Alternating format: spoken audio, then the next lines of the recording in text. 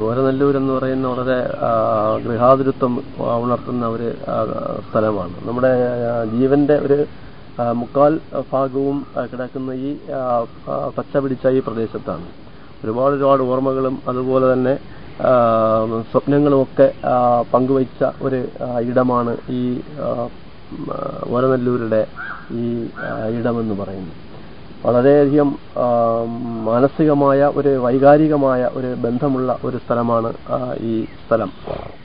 മാത്രമല്ല എൻ്റെ എഴുത്തിന്റെ ഏറ്റവും അടിസ്ഥാനപരമായിട്ടുള്ള ഒരു തുടക്കം ഇവിടെ നിന്നായിരുന്നു. പിറവി എന്ന് പറയുന്ന കവിതയിൽ ഏറ്റവും കൂടുതൽ സ്വാധീനിക്കപ്പെട്ട ഒരു സ്ഥലം ഈ ഓരനല്ലൂരും ഇവിടുത്തെ മറ്റ് പ്രദേശങ്ങളും ഒക്കെ തന്നെ. ഇവിടുത്തെ കൃഷിയുമായിട്ട് ബന്ധപ്പെട്ട് വളരെ പച്ചപിടിച്ച ഓർമ്മകൾ നിലനിൽക്കുന്ന ഒന്നാണ്.